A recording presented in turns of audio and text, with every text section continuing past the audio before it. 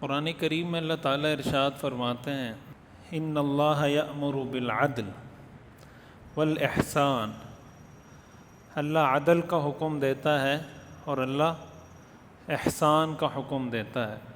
میں اکثر یہ بات عرض کرتا رہتا ہوں کہ ہمیں حقیقی معنوں میں دیندار بننے کی ضرورت ہے، حلیے کا دیندار نہیں، حقیقی دیندار۔ کسی کی بیٹی کے لیے اگر کوئی رشتہ آ جائے نا، اور ایک لڑکا ایسا ہے جس کی داڑھی ہے اور دوسرا رشتہ ایسا آ جائے کہ لڑکا ہے اور اس کی داڑھی نہیں ہے، ایک رشتہ ایسا آ جائے کہ لڑکا ہے اور اس کی داڑھی ہے، اور ایک وہ لڑکا ہے اس کا رشتہ آیا اور اس کی داڑھی نہیں ہے، ہمارے ہاں کس کو دیندار سمجھا جاتا ہے؟ لوگ یہ سوالات کرتے ہیں نا، میں اس لیے یہ آپ کے سامنے رکھ رہا ہوں کہ مفتی صاحب یہ دو رشتے آئے ہوئے، ایک دیندار ہے اور ایک بے دین ہے۔ ایک کیا ہے؟ دیندار ہے اور ایک بے دین۔ اس کو داڑھی بولتے ہیں، دین نہیں بولتے اس کو آپ بولیں داڑھی دار ہے۔ کیا ہے؟ داڑھی دار ہے۔ یہ دین نہیں ہے، دین کا حصہ ہے، ٹوٹل دین نہیں ہے یہ۔ آپ کی بچی کے ساتھ جو اس نے زندگی گزارنی ہے وہ اپنے اخلاق، کردار، شرافت، انسانیت کی بنیاد پر گزارنی ہے، داڑھی کی بنیاد پر نہیں۔ اگر اس کی داڑھی ہے، اس کا کردار ٹھیک نہیں ہے، وہ چرس پیتا ہے، اخلاق ٹھیک نہیں ہے، تشدد کرتا ہے، آپ کے کس کام کا ہے وہ؟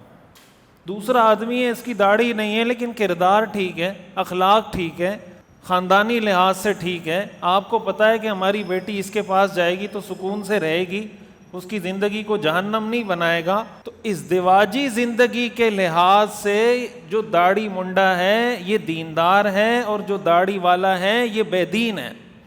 ہاں، داڑھی رکھنے کے لحاظ سے جب آپ کمپیریزن کریں گے تو ہم کہیں گے داڑھی رکھنے کے لحاظ سے یہ جو عمل ہے یہ دینداری کا عمل ہے اور یہ جو عمل ہے یہ بے دینی کا عمل ہے۔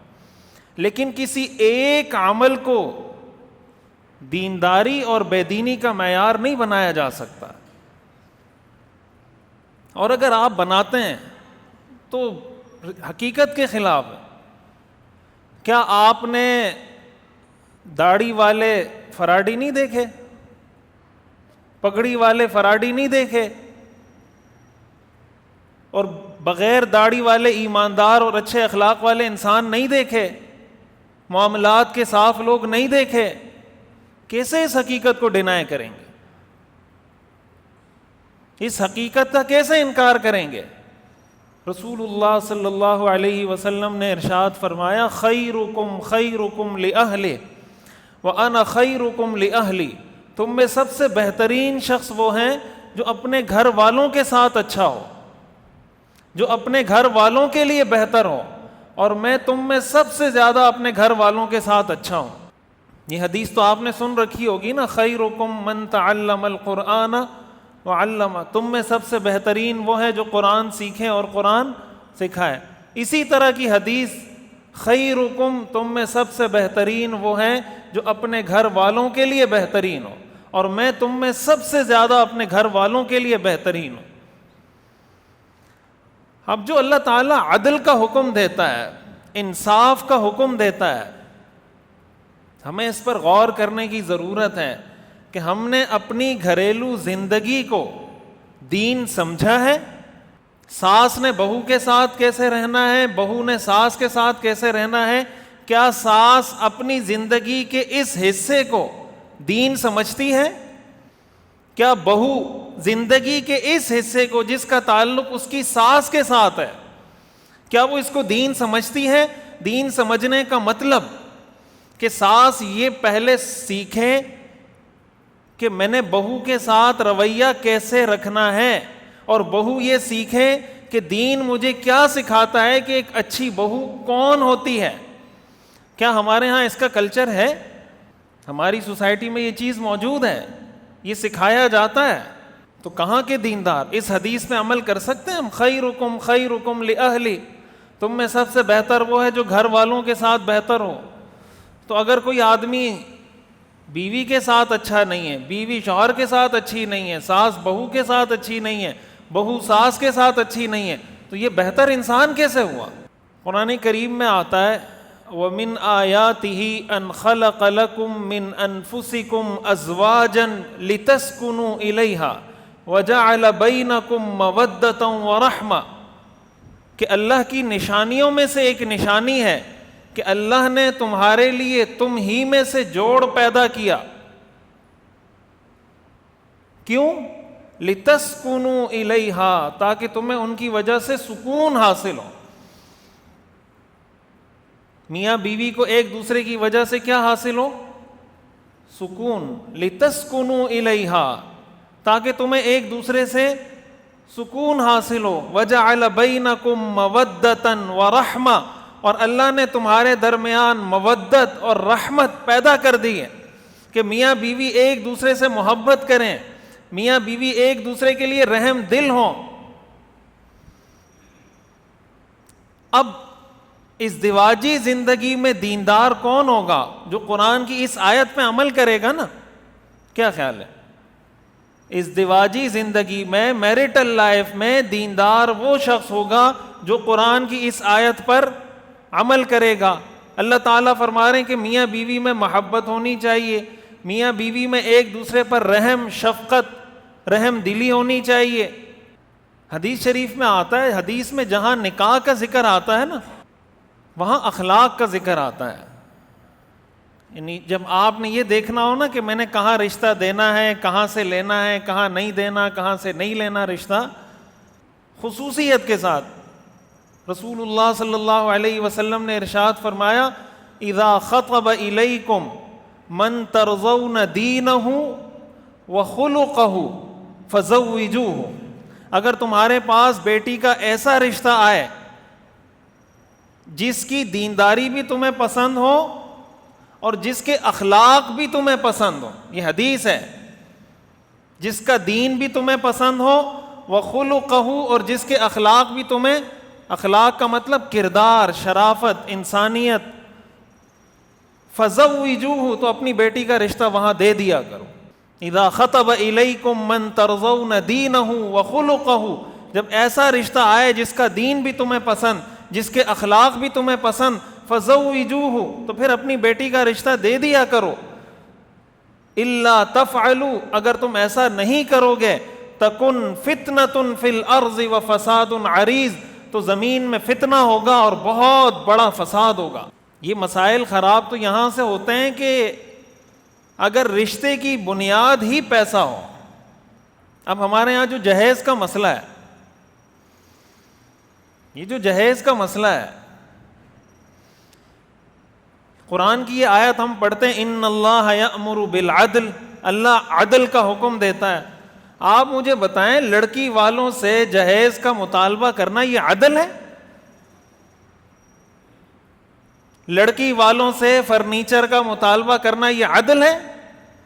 اپنی ڈیمانڈ کی چیزیں کہ بیٹی دو گے تو ساتھ یہ بھی دو گے، ساتھ گاڑی بھی دو گے، ساتھ فرنیچر بھی دو گے، یہ عدل ہے؟ اور ایسی حرکت کرنے والا آدمی دیندار کہلائے گا؟ کیا ہمیں رسول اللہ صلی اللہ علیہ وسلم کی سیرت میں، صحابہ کی سیرت میں، قرآن حدیث میں اس کا کوئی تصور ملتا ہے کہ لڑکی والوں سے جہیز کا مطالبہ کیا جائے؟ اور اگر تھوڑا بہت جہیز کسی اور سے اس کا کم ہوا، کسی کا فرنیچر اگر 4 لاکھ کا تھا اور اس کا فرنیچر 3 لاکھ کا، تو اس کو ساری زندگی یہ تانے دیتے رہنا کہ وہ تو 20 لاکھ کا 4 لاکھ کا فرنیچر لائی تھی، تم 3 لاکھ کا فرنیچر لائی ہو، یہ عدل ہے؟ ہماری یہ جو حرکت ہے نا، یہ باہر لوگوں کو پتہ نہیں چل رہی ہوتی، اللہ کو سب پتہ ہے، اللہ کو سب پتہ ہے. اسی لیے حدیث میں آتا ہے ان اللہ لا ينظر الى صورکم، اللہ تمہاری شکلوں کو نہیں دیکھتا. ان اللہ لا ينظر الى صورکم واموالکم، اللہ تمہاری شکلوں کو، تمہارے مال کو نہیں دیکھتا. ولکن ينظر الى قلوبکم واعمالکم، اللہ تمہارے دلوں کو اور تمہارے عمل کو دیکھتا ہے. ہمارے گھروں میں باؤنڈریز ہی متعین نہیں ہوتی کہ والد کی کیا حدود ہیں، والدہ کی کیا حدود ہیں، بہو کی کیا حدود ہیں، شوہر کی کیا حدود ہیں؟ ایسا کوئی سسٹم ہے ہمارے ہاں فیملی سسٹم میں کہ یہ ساس کی باؤنڈری ہے، یہ بیوی کی باؤنڈری ہے، یہ شوہر کی باؤنڈری ہے، یہ والد کی باؤنڈری ہے؟ اب جب شادی ہوتی ہے تو کہتے ہیں بہو بیٹی کی طرح ہوتی ہے، اور کہتے ہیں ساس ماں کی طرح ہوتی ہے، اور ہمارے لوگ اس کو حقیقت سمجھ لیتے ہیں اور پھر اس کی وجہ سے پریشان ہوتے ہیں۔ زندگی میں پریشانی کی وجوہات میں سے ایک بہت بڑی وجہ غلط توقعات ہیں، ان ریئلسٹک، جو آپ ایکسپیکٹیشنز رکھ لیتے ہیں لوگوں سے، غیر حقیقی توقعات۔ رسول اللہ صلی اللہ علیہ وسلم نے صحابہ کو 3 نصیحتیں فرمائی تھی،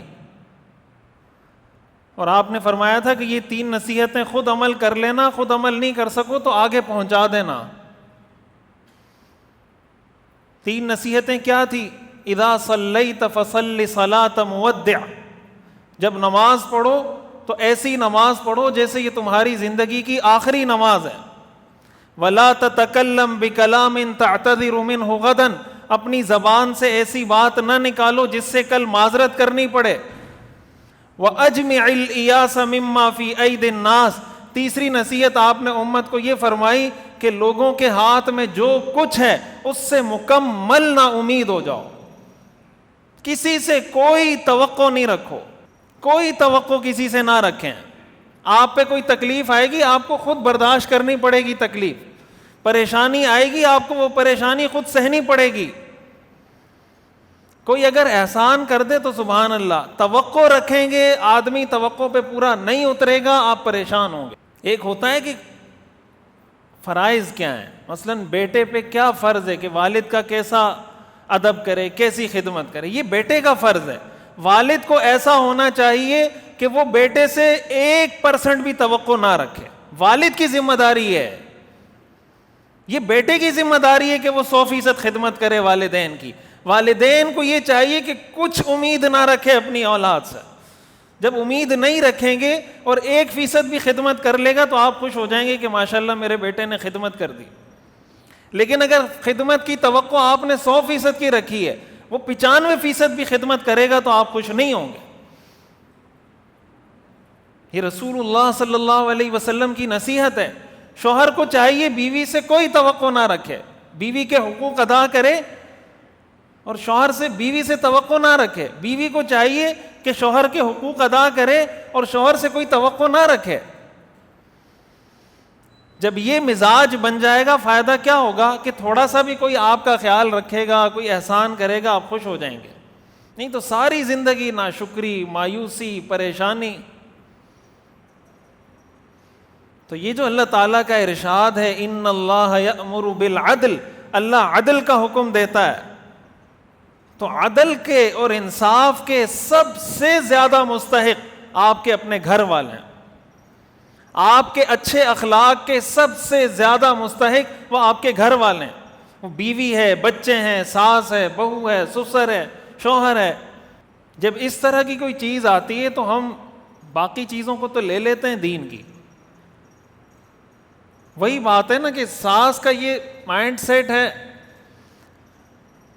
کہ جیسے میں نے زندگی گزاری ہے، جو ظلم مجھ پر ہوا ہے وہی اپنی بہو کے ساتھ کروں گی۔ ساسیں یہی کہتی ہیں نا، میں جب تمہاری عمر میں تھی تمہیں کیا پتا میں کیا کیا کرتی تھی۔ بھائی آپ کرتی تھی، آپ پر آپ کی ساس نے ظلم کیا ہے، کیا یہ اس بات کا جواز ہے کہ آپ اپنی بہو پہ ظلم کریں؟ یہ قاری حضرات جب بچوں کو مارتے ہیں نا، منع کرتے ہیں نہیں ماریں نہیں ماریں، وہ کہتے ہیں ہم نے جیسے پڑھا ہے ویسے ہی پڑھائیں گے۔ ساس کہتی ہے میں نے جیسے بہو میں تھی ویسے بہو بنا کے چھوڑوں گی اپنی بہو کو۔ تو یہی فارمولہ اگر ہر آدمی اپلائی کرنا شروع کر دے تو دین کہاں گیا اور دینداری کہاں گئی؟ اب اگر وہ عورت شرعی پردہ بھی کرتی ہو لیکن بہو پہ ظلم کر رہی ہے، یا بہو ہے ساس کا احترام نہیں کر رہی، اس کی جو ڈیو ریسپیکٹ ہے وہی نہیں کر رہی، اس کے بیٹے کو اپنی ماں کے خلاف ورغلا رہی ہے، کیا یہ بہو دیندار بہو ہے؟ کیا یہ انصاف ہے؟ اور جب ہمارے گھروں سے یہ دین رخصت ہو جائے گا، یہ دین ہے، تو گھروں میں سکون آئے گا؟ یہ جو اللہ نے فرمایا کہ میں نے یہ رشتہ اس لیے بنایا لِتَسْكُنُوا إِلَيْهَا، تاکہ تمہیں کیا ملے؟